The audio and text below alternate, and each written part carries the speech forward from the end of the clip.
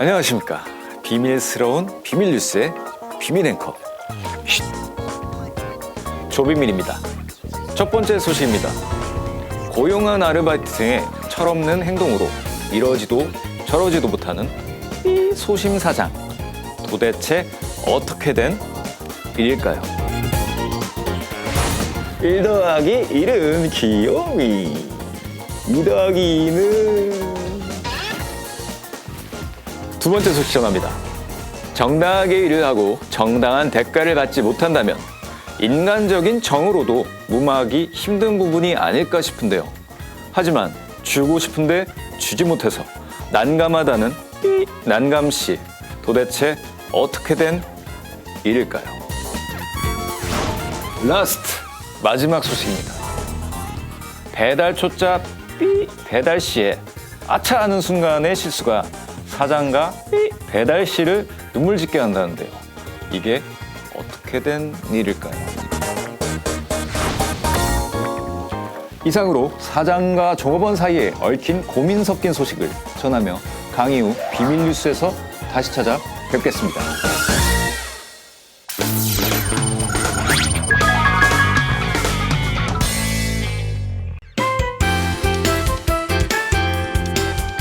전통시장 상인 여러분, 대박나는 비밀을 알려드립니다. 매출 쓱쓱, 재미 톡톡. 안녕하세요. 보면 볼수록 돈이 되는 장사의 비밀 조현민입니다. 가깝고도 먼 사장님과 종업원 사이, 그 사이에서 일어나는 다양한 법률 문제들과 해결책을 하나하나 짚어드립니다. 그럼 먼저 강사님을 모셔볼까요? 어려운 법률 용어도 술술 쉽게 풀어주시는 분이죠. 변호사 조상규 강사님을 소개합니다.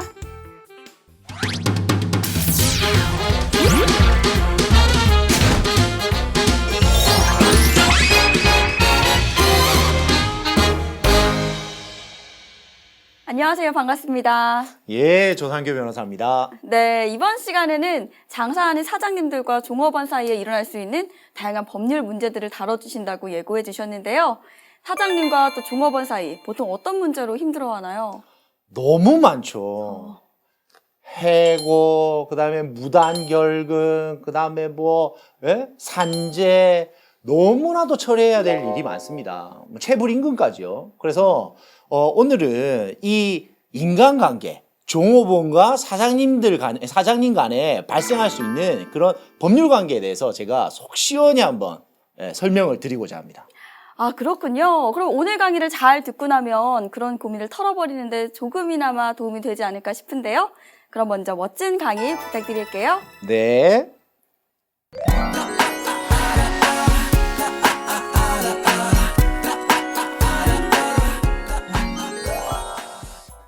전통시장 상인 여러분, 안녕하십니까? 여러분의 법률 지킴이 조상규 변호사입니다. 자, 오늘 주제는 사람 간의 관계입니다. 사람 간의 관계. 그 중에서도 상인들한테 제일 중요한 사장과 종업원의 관계입니다. 이 인간관계라는 게요, 참 힘듭니다. 그런데 이 사장과 종업원 사이에는 또 근로기준법이라는 하나의 적용 법률이 있습니다. 여러분, 이런 말 많이 듣지 않습니까? 사람 쓰기 너무 힘들다. 예, 그래서 여러분들의 고민들을 몇 가지 주요 사례들을 가지고 이런 근로관계, 고용관계에 관한 법률 문제를 속 시원하게 한번 해결해 보도록 하겠습니다. 자, 오늘 첫 번째 사례로 올라온 것부터 한번 소개를 해드리겠습니다. 전통시장에서 가게를 하고 계신 분이네요. 3년째 운영 중인데 단골도 늘고 매출도 늘고 기분이 좋은데 문제가 하나 생겼다고 합니다. 아르바이트생이 너무 자주 바뀐답니다. 이거 썼다 그러면 이제 그만두고 가버리고, 한참 쓰다가 연락이 안 돼버리고, 이러니까 이게 쓸 아르바이트생이 없다. 그래서 이런 경우에 3개월도 되지 않고 막 출근 안 해버리고 소위 무단결근이죠. 무단결근을 하는 이런 상황을 미리서부터 좀 이렇게 방지를 할 방법이 없겠습니까? 이렇게 물어왔습니다. 사실 이거를 근로계약을 체결할 때요, 먼저 결론부터 좀 말씀드릴게요. 위약금이나 위약벌, 손해배상의 예정 같은 하나의 손해배상 규정을 먼저 이 계약에 넣음으로써 이 아르바이트생이 심리적으로 이게 내가 일을 하다 그만두면 손해배상해야 되는구나. 이런 사실을 먼저 알려주는 것도 상당히 좋은 방법 중에 하나입니다. 그리고 근로계약서를 또 자연스럽게 쓰게 되니까 그 또한 좋은 일이죠. 그런데 이게 단순히 그러면 위약금을 야, 너 나오다가 안 나오면 너 1,000만 원 내? 근데 알바생이 1,000만 원이 어디 있겠습니까? 그리고 법원에 갔어요. 판사님한테 우리 위약금 1,000만 원 물기로 우리 계약했습니다. 이런다고 판사님이 1,000만 원 다 주라고 할까요? 아닙니다, 여러분. 이거는 판사님이 금액을 계약서에는 1,000만 원이 있지만 판사님이 알아서 조율을 할 수 있는 그런 금액입니다. 그렇기 때문에 어떻게 보면 금액을 좀 많이 적어도 괜찮긴 한데 그러면 이제 상대방한테 좀 심리적 위축감을 줄 수 있죠. 그렇게 해서 출근을 좀 강제할 방법은 있습니다. 그런데 법정에 가서 1,000만 원을 다 받을 방법은 없겠죠. 일정 금액 감액이 된다고 보시면 되겠습니다.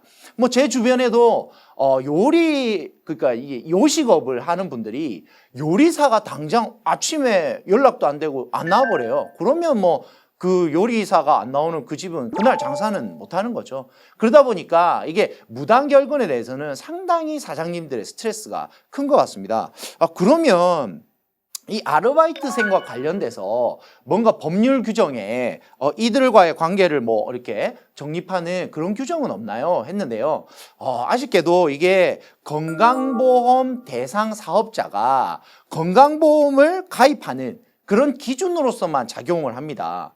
그게 무슨 말이냐? 무슨 말이냐면 1개월에 60시간 이상의 근로자를 쓰는 그런 사장님은 건강보험에 무조건 가입을 해야 된다.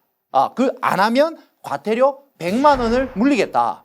그럼 사장만 안 좋은 거네요. 그럼 뭐 알바생 쓰는데 그 보험 가입 안 하면 처벌까지 받게 되네요. 예, 우선은 그렇습니다. 왜냐하면 4대 보험 가입이 상당히 강제되어 있습니다. 그래서 4대 보험을 시작하는 시점 그리고 종료되는 시점 다 신고를 해야 하고 만약에 신고를 안 하면 일정 정도의 처벌이 따르게 되어 있습니다. 그렇기 때문에 아르바이트생 한 명을 쓴다 하더라도 1개월 이상 월 60시간 이상의 일을 시켰다면 무조건 건강보험에 가입을 해야 합니다. 그리고 또 한 가지 또 이 사례를 한번 살펴보겠습니다. 이름을 밝히지 않은 시장 상인 한 분이 준 사연입니다. 이름을 왜 안 밝혔을까 생각해 보니까 내용이 딱 그러네요. 보세요. 종업원 2명을 두고 장사를 계속했는데 이쪽은 또 장사가 잘 안 됐나 봅니다. 월급이 계속 밀리게 돼가지고 4개월치나 월급을 못 주게 됐네요. 그래서 가뜩이나 장사도 안 되고 월급도 못 주고 있는데 고용노동부에 이 종업원들이 신고를 하겠다고 지금 난리가 났네요. 이거 고용노동부에 고소를 하게 되면 저는 어떤 처벌을 받게 되나요? 이랬습니다. 결론부터 말씀드리겠습니다. 벌금 나옵니다. 왜냐하면 임금을 체불하게 되면요. 그 다음에 퇴직금, 월급 이런 거를 체불하게 되면 형사처벌을 받게 됩니다. 벌금을 받게 됩니다. 근데 벌금의 수준은 상당히 금액에 따라서 다르지만 체불임금이 된 종업원 숫자에 따라 또 다르겠지만 벌금이 100에서 300 정도 아무튼 되게 많이 나옵니다. 그런데 법인 사업자 같은 경우에는요. 사장도 300만 원 벌금이 나오면서 법인도 300만 원 벌금이 나오는 양벌 규정으로 또 처벌을 받습니다. 그러니까 합이 600만 원이 되는 것이죠. 그래서 상당히 처벌 수준이 강화되어 있습니다. 그래서 어떻게든 종업원의 밀린 월급은 해결을 하셔야 될 것 같습니다. 만약에 그러면요. 그럼 월급 안 주고 못 준 거죠. 월급을 못 주고 그러면 제가 그냥 그 상태로 가버리면 무조건 처벌인가요? 라고 물었을 때는 2가지 방법이 있습니다. 기업을 회생하는 법, 그러니까 개인 회생으로 들어가는 방식, 그 다음에 파산 신청을 하는 방식이죠. 파산 신청을 해서 자기의 채무를 법적으로 정확하게 면책을 받게 되면 체불임금에 대해서는 형사처벌을 받지 아니합니다. 그래서 그 부분에 대해서는 사장님들이 잘 알고 경영을 하셔야 될 것 같습니다. 그리고 종업원들하고 트러블이 있을 때요. 종업원들이 대부분 지방노동청에 가가지고 그 조사관과 상담을 많이 합니다. 조사관과 상담을 하게 되면 뭘 끊어주냐면요. 임금 체불이 됐을 때는 체불임금 확인원을 끌어줍니다. 근데 이 체불임금 확인원이 상당히 좀 강력한 증서입니다. 왜냐하면 이 증서만 있으면 국가가 소송도 공짜로 해줍니다. 예, 이거 있으면 임금 소송도 공짜로 해서 받게 해줍니다. 그렇기 때문에 사장님들은 웬만하면 임금이 체불되는 것은 사전에 조금 막아야 할 필요가 있겠습니다. 그래서 체불임금의 형량을 보면 법정형은 이렇게 되어 있습니다. 3년 이하의 징역 또는 2천만 원 이하의 벌금입니다. 상당히 센 처벌을 받게 됐죠. 그래서 이 체불임금 확인원이 끊겨지면 어쨌든 간에 밀린 임금은 소송을 통해서든 계속적으로 지급해야 될 의무가 발생합니다. 그래서 사업이 좀 잘 안 됐다. 그러면 정확하게 파산 신청, 회생 신청을 통해 가지고 면책을 받는 것이 정답일 것 같습니다.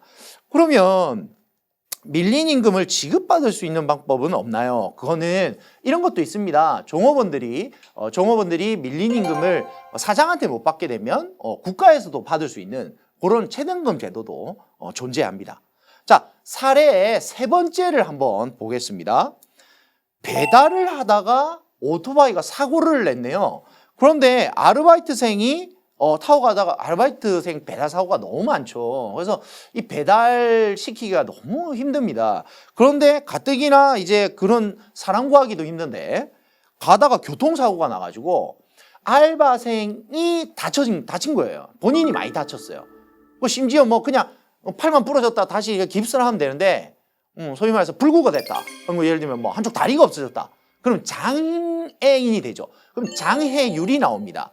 장애율에 따라서 뭐가 나오냐면 이 산재를 통해 가지고 보상금을 받게 돼 있거든요. 그러니까 만약에 여러분이 산재보험을 가입을 안 했다. 그럼 사장님이 그 돈 다 줘야 되는 거예요. 그렇기 때문에 산재보험도 필수적으로 가입을 하셔가지고 이런 본인이 사장이 직접 합의를 통한 보상금을 지급하는 이런 불상사는 없어야 되지 않겠나 싶습니다. 그래서 산재보험법이 요즘은 상당히 그 종업원들의 보호를 위해서 많이 확대해서 해석을 하고 있습니다. 뭐 최근에 이런 사례도 있었습니다. 승진에 대한 스트레스를 너무 많이 받던 직원이었는데요. 회식 후에 술 먹고 사망을 해버린 겁니다. 그런데 뭐 회식하고 사람이 죽었다는데 그 뭐 심근경색 이런 거겠죠. 그런데 이게 산재 처리가 됐습니다, 여러분. 그만큼 뭐 이런 거죠. 또 출퇴근길에 교통사고로 죽었다. 이런 것도 산재 처리가 가능합니다, 이제. 그래서 상당히 산재 처리의 범위의 폭이 넓습니다. 산재 처리 범위 폭이 넓다는 건 뭡니까? 사장님의 면책 범위가 넓다는 거거든요. 그러니까 상당히 산재보험을 가입하셔가지고 활용을 많이 하셔야 될 것 같습니다. 그래서 제가 했던 사건에 이런 거 있습니다. 뭐 예를 들면은 일을 하다 다쳤다. 근데 그게 예를 들면 이런 거예요. 원래 요통이 있던 사람인데 일하다 다친 건지 아니면 일하다가 요통이 온 건지 이런 거에 대해서는 이제 소송을 통해 가지고 근로복지공단하고 이제 소송을 합니다. 그걸 통해 가지고 진짜 업무로 인한 장애만 보상을 하는 그런 소송 절차가 많이 이루어지고 있습니다. 자, 이번 사고는요, 이런 게 있네요. 전통시장 상인이 또 아르바이트생을 고용을 해가지고 또 이 배달을 시켰습니다. 그런데 주차되어 있던 차량의 사이드 미러를 그냥 부셔버렸네요. 이게 이제 교통사고가 같습니다. 그죠? 그래가지고 이제 보상을 해줘야 될 판입니다. 그러면 이건 사장이 보상해야 되나요? 종업원이 보상해야 되나요? 어떻게 해야 되나요? 이렇게 돼 있습니다. 자, 첫째는 이거죠. 어차피 사장님이 그게 오토바이든 차량이든 그 차량 보험을 들 거 아닙니까? 차량 보험이 뭐죠? 임직원 보험이죠. 임직원, 사장님이 모시든 종업원이 몰든 이 사고는 다 그 보험으로 다 처리가 됩니다. 그럼 보험 처리를 우선 하는 게 맞겠죠. 그러니까 보험이 참 중요한 거죠. 근데 만약에 보험 없다고 한번 생각해 봅시다. 가다가 백밀러 부셨어요. 그럼 백밀러 물어줘야 되죠. 그러면 우리는 그 차량 주인에게 백밀러 가격을 물어줘야 하는 손해배상 책임이 있는 사람이 되는 거예요.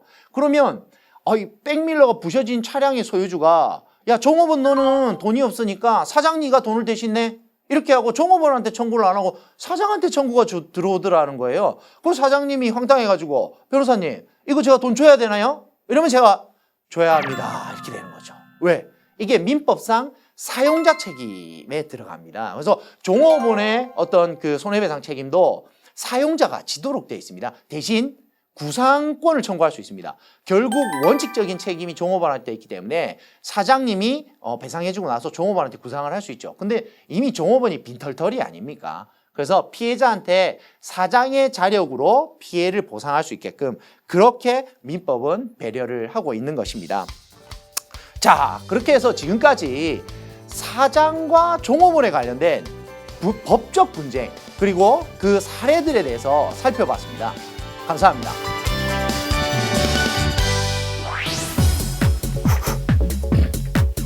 안녕하십니까. 비밀스러운 비밀 뉴스의 비밀 앵커 조비밀입니다. 첫 번째 소식입니다. 고용한 아르바이트생의 철부지 행동으로 이러지도 저러지도 못하는 삐 소심 사장님. 도대체 어떻게 된 일일까요? 제가 얼마 전에 아르바이트생을 고용했습니다. 근데 정말 너무합니다. 멋대로 출근하고 시간도 근무 일수도 지키지 않습니다. 좋게 타일러도 맞지만 등등등 만운동합니다. 해고하려 했지만 그 순간에는 또 잘하겠다고 하네요. 어디 방법 없을까요? 사람과 사람, 인간관계만큼 어려운 일이 없죠. 이러지도 저러지도 못하는 착한 사장님, 삐 소심 사장님의 소식이었습니다. 이럴 땐 어찌해야 될까요?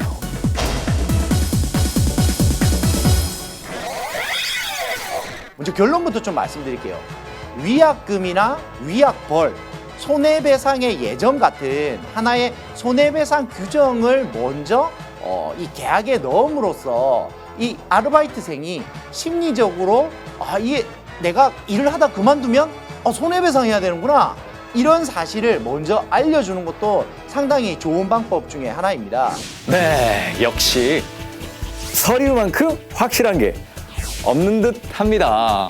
4대 보험에 가입한다면 뒤늦게 있을 삐 소심 씨와 같은 불상사도 예방할 수 있을 거란 생각이 듭니다. 네, 두 번째 소식 전합니다. 정당하게 일을 하고 정당한 대가를 받지 못한다면 인간적인 정으로도 무마하기 힘든 부분이 아닐까 싶은데요. 하지만 주고는 싶은데 주지 못해 대략 난감인 난감씨. 도대체 어떻게 된 일일까요? 제가 장사하다가 적자가 나기 시작하면서 종업원들 월급이 미디었어요. 성실하게 일해주신 분들이라 꼭 임금을 드리고 싶은데 정말 줄 돈이 없습니다. 종업원들도 잔뜩 화가 난 상태고요. 저 어떻게 하면 좋을까요? 받을 돈 못 받은 종업원도 억울하고 줄 돈 못 주는 사장의 마음 또한 편치 않는 이러지도 저러지도 못할 상황인 난감씨 소식이었습니다. 자, 이럴 땐 어떻게 해야 될까요?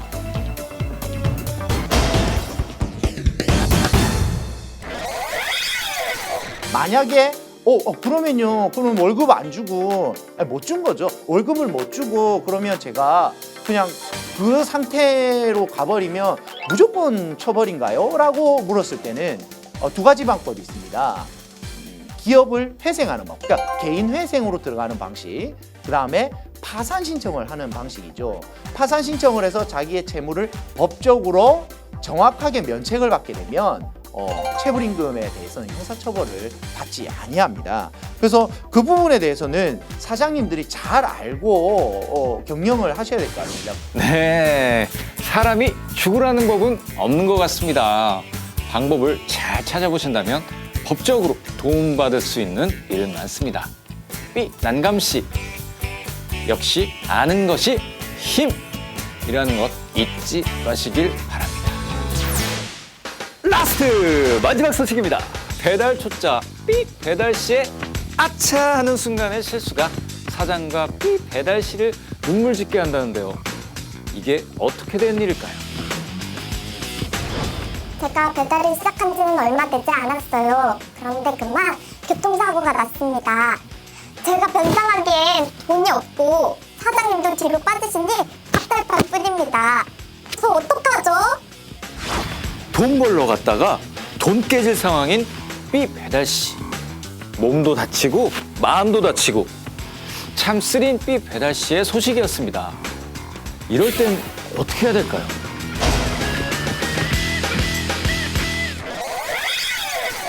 만약에 여러분이 산재보험을 가입을 안 했다. 그럼 사장님이 그 돈 다 줘야 되는 거예요.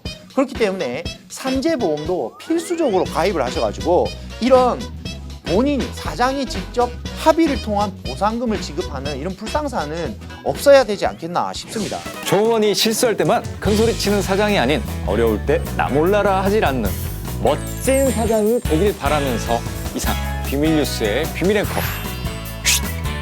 조비밀이었습니다.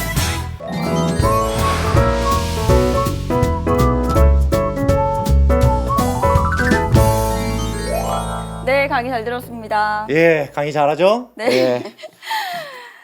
네, 강의 중에 말씀해 주신 것 중에 밀린 월급 때문에 고민하는 사장님의 사연이 기억에 남습니다. 이 종업원들에게 밀린 월급을 정말 주고 싶은데 돈이 없어서 또 상황이 여의치 않아서 못 주는 경우에요. 도움을 받을 수 있는 방법이 있을까요? 사장님 입장에서는요. 네. 돈을 무조건 임금 밀린 거는 무조건 줘야 합니다.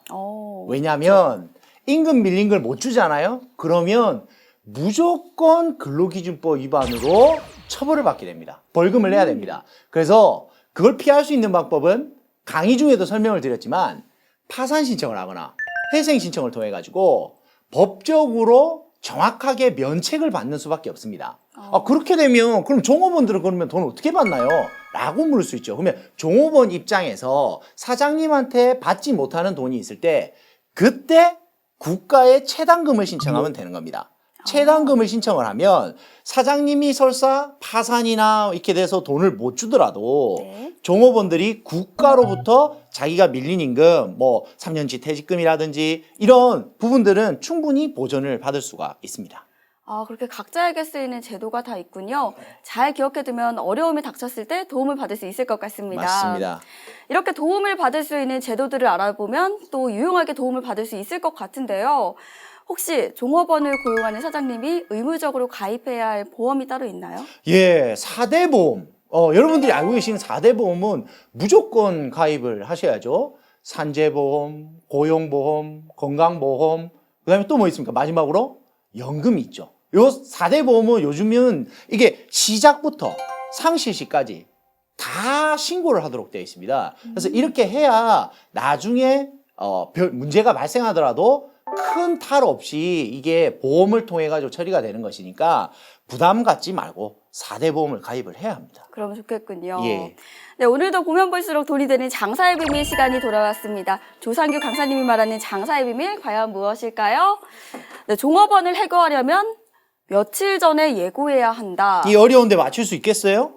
근데 우선은 해고해야 된다니까 마음이 정말 아픈데요. 맞습니다. 아무리 마음에 안 들어도 예. 직장을 잃는 문제인데 적어도 한 달 전에는 미리 알려줘야 되지 않을까요? 그거 어떻게 알았어요? 맞췄나요? 예, 맞췄네요. 한번 까볼까요? 감사합니다. 예. 네, 이야, 30 맞군요. 변호사 하셔도 되겠네. 예, 맞습니다. 근데 네. 30일이 어떻게 보면 좀 짧은 기간일 수 있죠. 왜냐하면 30일 동안 다른 직장 찾는 게 참 힘들지 않습니까? 그런데 30일만 지킨다고 해서 모든 것이 오케이다. 그렇게는 또 아닙니다. 왜? 해고라는 것이요. 뭐 예를 들면 이 사람이 큰 잘못을 저질러 징계 해고를 한다. 그래도 징계위원회에 올려서 이 사람이 해고 정도 수준의 잘못을 했다는 걸 전체를 다 그 심의를 하고 발언 기회까지 다 줘야지만 징계 해고가 가능하고요. 저평가자. 너 일을 너무 못한다 이 녀석은. 그래서 이 친구한테 다른 업무의 보직도 줘보고 교육의 기회도 줘보고 이게 다 했는데도 불구하고 안 된다. 그런 경우에만 해고가 되기 때문에 단순히 30일만 지켰다고 해서는 해고가 안 되죠. 해고는 정말 복잡하고 어려운 절차입니다.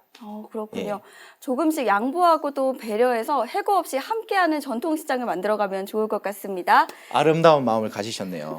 네, 그럼 두 번째 비밀도 열어보겠습니다. 네. 땡땡이라도 근로계약서를 써야 한다. 어. 글쎄요, 뭐 일반적인 근로자가 장사의 비밀일 것 같진 않고요.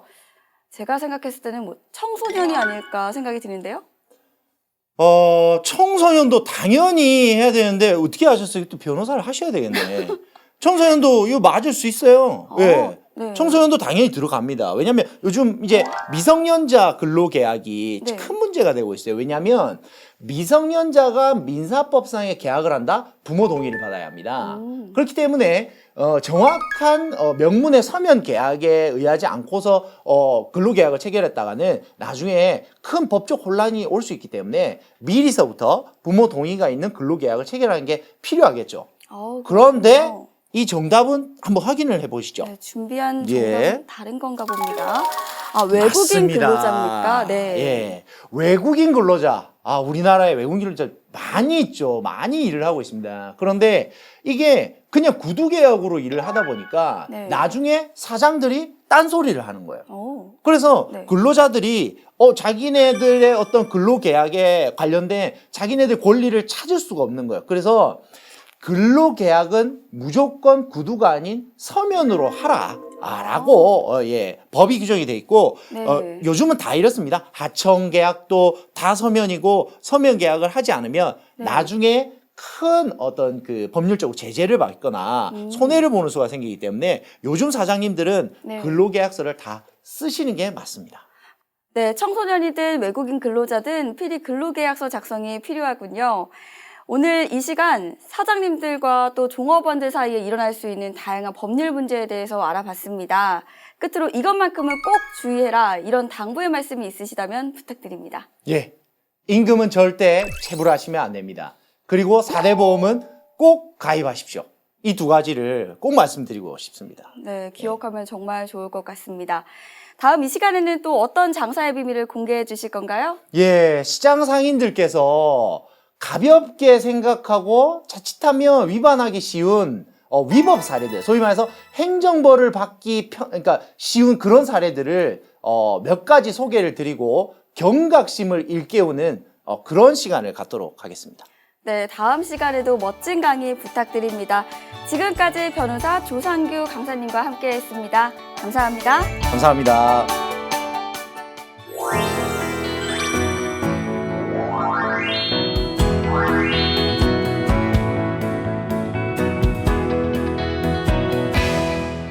여러분 오늘 방송 어떻게 보셨나요? 크고 작은 법적 문제를 막고 서로의 요구사항을 정확하게 파악하기 위해선 근로계약서 작성이 그 첫걸음이 되지 않을까 싶습니다. 다음 이 시간에는 전통시장 내 위법 사례들에 대해 알아볼 텐데요. 절대 놓치지 마시고요. 그때까지 여러분 돈 많이 버세요.